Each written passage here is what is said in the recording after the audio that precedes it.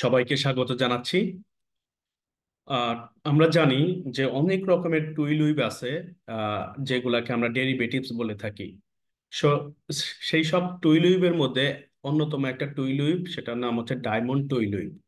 এখন এই diamond twill we've গুলা কিভাবে তৈরি হয়, বা ফ্যাব্রিকের সারফেসে ডায়মন্ডের মতো আমরা কিভাবে শেপ নিয়ে আসতে পারি, উইভিং এর সময় আমার মেকানিজমটা কি, সে বিষয়টা আজকে তুলে ধরবার চেষ্টা করছি।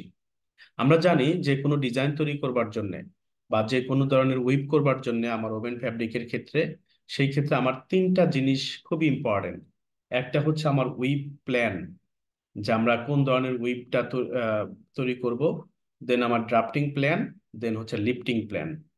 ড্রাফটিং প্ল্যানটা আসলে বেসিক্যালি ডিপেন্ড ডিপেন্ড করবে হচ্ছে আমার মেন যে ডিজাইন, সেই ডিজাইনের উপর।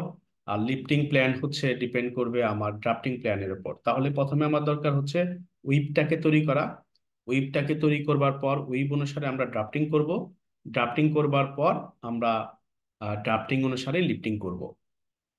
এখন এইখানে যেটা করতে হবে সবার খুবই মনোযোগ দরকার, যেহেতু একটা ডিজাইন। আর এই ডিজাইনের সবচেয়ে গুরুত্বপূর্ণ পার্ট ফ্যাব্রিক বানাবার জন্য, স্পেশালি যারা টেক্সটাইল ইঞ্জিনিয়ার, যারা ফিউচারে ফ্যাব্রিক ম্যানুফ্যাকচারিং টেকনোলজি নিয়ে পড়াশোনা করব, তাদের জন্য খুবই জরুরি। তো একটু আমরা মনোযোগ দিয়ে শুনবার চেষ্টা করব এবং দেখবার চেষ্টা করব। আমি এইখানে যেটা যে গ্রাফ পেপারটা নিয়েছি, আমরা সবাই জানি যে গ্রাফ পেপারের মাধ্যমে আমরা মূলত ডিজাইন গুলা করে থাকি। একটু গ্রাফ পেপার সম্পর্কে সবাইকে বলে দিচ্ছি যে গ্রাফ পেপারের প্রতিটা স্কোয়ারকে আমরা ইন্টারলেসমেন্ট হিসাবে চিন্তা করব। মানে ওয়ারপিয়ান আর ওয়েবটিয়ানের ক্রসিং হিসাবে চিন্তা করব, যেখানে ওয়ারপিয়ান আর ওয়েবটিয়ানটাকে ক্রস করবে। এটা একটা বিষয়। আর ভার্টিক্যালি যে আমার গ্রাফ পেপারের যে লাইনগুলো আছে, দুইটা লাইনের মাঝখানে যে স্পেস গুলো আছে, এটাকে আমরা ওয়ারপিয়ান ধরবো। আর হরাইজন্টালি দুইটা লাইনের মাঝখানে যে স্পেস গুলো আছে, এগুলাকে আমরা ওয়েবটিয়ান কনসিডার করব। আমরা একটু মাউসের কার্সরটা দেখি। তাহলে এই যে হচ্ছে দুইটা লাইন, এ ওয়ান টু, এই দুটা লাইনের মাঝখানে যে স্পেসটা আছে, এই স্পেস গুলাকে আমরা ওয়ারপিয়ান ধরবো, ভার্টিক্যাল লাইন। আর হচ্ছে এই স্পেস, মানে এই একটা লাইন, এই একটা লাইন, লাইনের মাঝখানে যে স্পেস গুলো আছে, এই স্পেস গুলাকে আমরা ওয়েবটিয়ান হিসাবে কনসিডার করব। এখন আমার এইখানে যে ডিজাইনটা আছে, সেই ডিজাইনের নাম হচ্ছে ডায়মন্ড ডিজাইন। আমরা মনে রাখবো ডায়মন্ড ডিজাইন তৈরি হয় হচ্ছে ভার্টিক্যাল জিগজ্যাগ আর হরাইজন্টাল জিগজ্যাগ, এই দুইটার কম্বিনেশনে। এই হচ্ছে আমার মাউসের কার্সরটা একটু দেখি, এটা হচ্ছে ভার্টিক্যাল জিগজ্যাগ। এই হচ্ছে আমার হরাইজন্টাল জিগজ্যাগ টুইল হুইপ। আমরা জিগজ্যাগ টুইল হুইপ নিয়ে অলরেডি একটা লেকচারে আলোচনা করেছি। তো আমরা আহ, এই দুইটা জিগজ্যাগের কম্বিনেশন আমরা বেসিক্যালি হচ্ছে ডায়মন্ড উইভটা বানাবো। এখন আমার ডায়মন্ড উইভটা বানাবার জন্য যেটা লাগবে, আমার এইখানে রিপিট সাইজ হচ্ছে 12 × 12, 12 × 12। তার মানে 12টা ওয়ারপিয়ান আছে আর 12টা ওয়েবটিয়ান আছে। এখন ডায়মন্ড ডিজাইনটাকে বানাবার জন্য আমরা খুব মনোযোগ সহকারে শুনবো। ডায়মন্ড ডিজাইনটাকে বানাবার জন্য আমি প্রথমে 12 × 12, মানে 12টা ওয়ারপিয়ান বা 12টা ওয়েবটিয়ানের যে ঘরগুলো আছে, ঘরগুলো নিয়ে এরকম চারপাশে বাউন্ডারি করে দিব। এই হচ্ছে আমার বাউন্ডারি, চারপাশে আমি বাউন্ডারি বলতে মার্কিং করে দেব। মার্কিং করে দেবার পর আমার যেটা করতে হবে, এই যে মার্কিং এরিয়াটা, এই মার্কিং এরিয়াটা আমার চারটা ভাগে ভাগ করতে হবে। আমি আবারও রিপিট করছি, মার্কিং এরিয়াটা আমার চারটা ভাগে ভাগ করতে হবে। চারটা ভাগে ভাগ করলে যেটা হবে, যে এই পাশে 6 × 6 হবে, ওই পাশে 6 × 6, এই পাশে 6 × 6, এই পাশে 6 × 6। আমি একটু কাউন্ট করে দেখাবার চেষ্টা করি। 1 2 3 4 5 6। তাহলে এই বরাবর আমি এই করব, মার্কিং করব। তাহলে দুইটা ভাগ হয়ে গেল। দেন হচ্ছে 1 2 3 4 5 6। তাহলে এই বরাবর মার্কিং করব আমরা, এটা হচ্ছে আমার মার্কিং এর জায়গা। আমরা যদি মার্কিং করে না নেই, তাহলে হচ্ছে ডিজাইন করতে আমাদের জন্য অসুবিধা হবে। তাহলে এই হচ্ছে আমার মার্কিং, আর এই হচ্ছে মার্কিং এর জায়গাটা। তো প্রথম দিকে আমি যেটা করব, এইখানে আমরা যে টুইলটা দেখতে পাচ্ছি, এটা এস টুইল। আমরা একটা এস টুইল বানাবো। তারপর এটা জেড টুইল বানাবো, আবারও এস টুইল, আবার জেড টুইল। এটার মানে হচ্ছে যে আমার এটা হচ্ছে এস টুইল আর এটাও এস টুইল, তাহলে কর্নার। আবার এটা জেড টুইল, আবার এটাও জেড টুইল, দুই কর্নার, কর্নার কর্নার মিল থাকবে। এই কর্নারের সাথে এই কর্নার, মানে এই কর্নারের যত যা আছে এই পাশে যা আছে এই পাশেও তাই থাকবে, আবার এই পাশে যা আছে এই পাশেও তাই থাকবে। এখন আমার ডিজাইনটা হচ্ছে থ্রি আপ, এখানে যেটা বোঝা যাচ্ছে three up three down, three up three down মানে ওয়ারপিয়ান তিনটা আপ হয়ে তিনটা ডাউন হয়ে যাবে। তাহলে আমি শুরু করছি, একটু মনোযোগ দিব সবাই।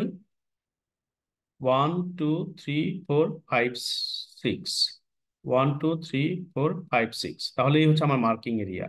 আমরা এই পাশ থেকে শুরু করব, এই পাশ থেকে শুরু করে যদি আমরা এক স্টেপ উপরে উঠতে থাকি তাহলে আমি অটোমেটিক S12 পাবো। তাহলে আমি এটাকে ক্রস করে দিব, 1 2 3, এই তিনটাকে ক্রস করে দিচ্ছি। ক্রস করে দিলে আর 1 2 3, তিনটা খালি থাকলো। তাহলে থ্রি আপ মানে তিনটা আপ হয়ে গেল, তিনটা ডাউন হয়ে গেল। আবার পরের ঘরটাতে যেটা করব, যে একটা ঘর বাদ রেখে বা একটা স্কোয়ার বাদ রেখে আমরা উপরে উঠবো। 1 2 3, এইভাবে আমরা একটা স্টেপ বা আপ করব। একটা স্টেপ আপ করলে এখানে 1 2, একটা ঘর বাকি রয়ে গেল, ওটা নিচে চলে আসবে, তাহলে 3 হয়ে গেল। 1 2 3, 3 ডাউন, দেন 1 2 3, 3 আপ, 1 2 3 ডাউন। এখন তাহলে আমার এই ঘরটা কাজ শেষ হয়ে গেল। এখন হচ্ছে এইখানটাতে আমার এই বরাবর ছিল, আমরা যেটা করেছি মাঝখানে একটা ইন্টারলেসমেন্ট করেছি যাতে বেশি ফাঁকা না থাকে। বেশি ফাঁকা থাকলে ফ্যাব্রিকের ঘর্ষণ প্রতিরোধক যে ক্ষমতা মানে অ্যাব্রাশন রেজিস্ট্যান্স সেটা কমে যায়। তার জন্য আমরা যেটা করব, 1 2 3, 1 2 3, তিনটা ঘর ফাঁকা রাখবো। দেন 1 2 3, এক স্টেপ আপ হয়ে গেল। দেন এক স্টেপ ডাউন দিয়ে এক স্টেপ আপ করব, আপ করে করে দেন এইখানে 1 2 3, দেন এইখানে এক স্টেপ আপ করলে 1 2 3, 1 2 3 ডাউন, মানে থ্রি আপ টু ডাউন। এখন এই ঘরটা যেরকম আছে হুবহু এই পাশে করে দিব, আর এই পাশটা যেরকম আছে এই পাশের মতো হুবহু এই পাশ করে দিব। করে দিলে আমার ডায়মন্ড ডিজাইনটা কমপ্লিট হয়ে যাবে। তো এইভাবে মূলত আমরা ডায়মন্ড ডিজাইন কমপ্লিট করব। এখন ড্রাফটিং এর ক্ষেত্রে যেটা করতে হবে, ড্রাফটিং মূলত হচ্ছে আমার হিল ফ্রেম, হিল ফ্রেমের ভিতর দিয়ে কোন ইয়ানটা কোন হিল ফ্রেমের ভিতর দিয়ে যাবে এটা ইন্ডিকেট করে, এবং লিফটিং এর সময় আমার ওইভাবে হিল ফ্রেম গুলো আপ এন্ড ডাউন করাতে হবে। তাহলে আমি অ্যাকুরেট এই ডায়মন্ড যে ডিজাইনটা আছে ডায়মন্ড ডিজাইন পাবো। এখন ড্রাফটিং প্ল্যানটা খুবই সহজ, অনেকের কাছে খুবই জটিল মনে হয়, বাট এটা খুবই সহজ, একটু মনোযোগ দিয়ে শুনলেই আমরা ড্রাফটিং প্ল্যানটা করে ফেলতে পারবো। সেটা হচ্ছে আমাদের জাস্ট খালি এই ডিজাইনটাকে দিকে নজর রাখতে হবে, যে এই ডিজাইনের মধ্যে, আমি আবারও রিপিট করছি, এই ডিজাইনের মধ্যে সেম টাইপের ঘর যদি এই পাশে থাকে তাহলে আমরা সেম টাইপের ড্রাফটিং প্ল্যান ইউজ করব। যেমন ফর এক্সাম্পল এইখানে হচ্ছে আমার এই বরাবর যে ইয়ানটা আছে এটার সাথে তো যেহেতু প্রিভিয়াস কোনো আমার ওয়ারপিয়ান নাই, তাহলে প্রিভিয়াস যেহেতু ওয়ারপিয়ান নেই সেই ক্ষেত্রে আমি নিশ্চিন্তে একটা ক্রসিং করে দিব একটা ঘরের মধ্যে। এখন 2 নাম্বারের ক্ষেত্রে আসি।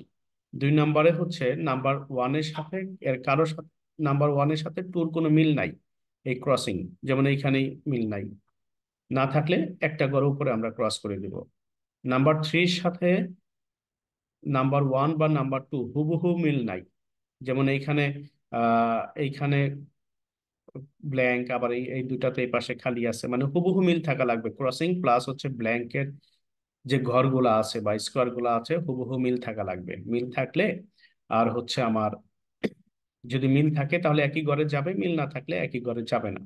যেহেতু ওয়ান আর টুর সাথে থ্রির কোনো মিল নাই তাহলে থ্রির জন্য আরেকটু উপরে যাবে, তাহলে 1 2 3 হয়ে গেল।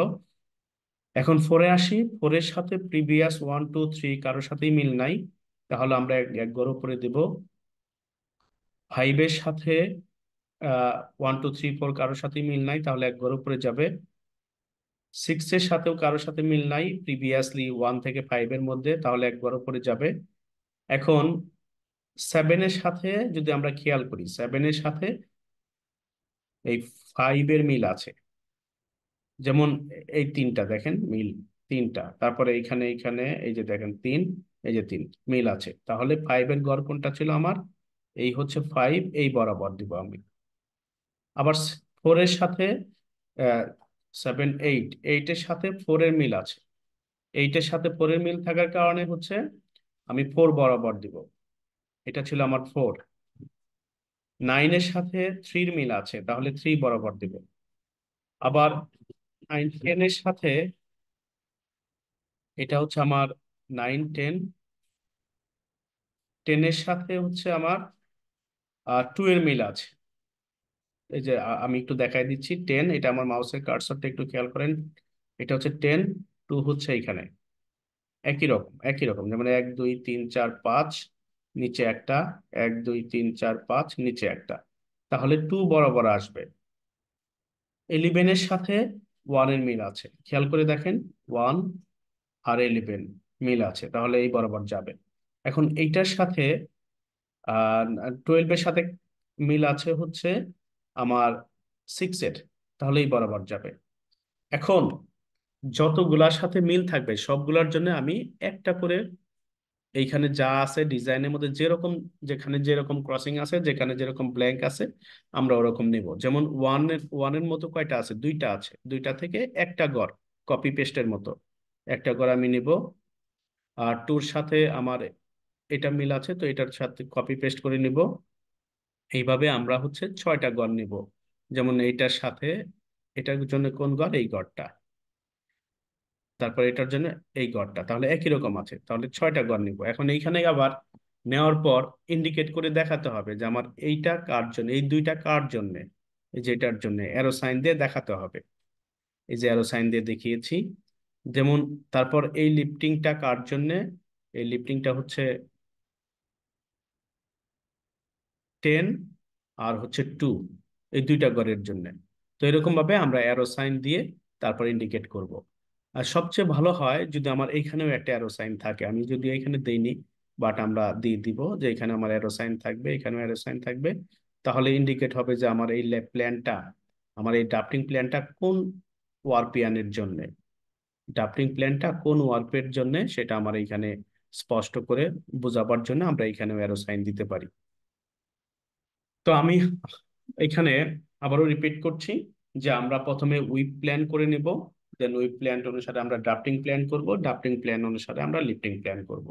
লিফটিং প্ল্যান অনুসারে আহ, যখন আমরা আমাদের যে লুমে সেট করব, মানে যে লুম হচ্ছে একটা মেশিন যেখানে মূলত ওভেন ফ্যাব্রিকটা তৈরি হয়, যখন আমরা লুমে সেট করব তখন আমরা এরকম ডায়মন্ড শেপের ফ্যাব্রিক পাবো। মানে আমার যে উইপটা হবে সারফেসের মধ্যে, সেই উইপের মাধ্যমে ডায়মন্ড ইফেক্টটা ফুটে উঠবে।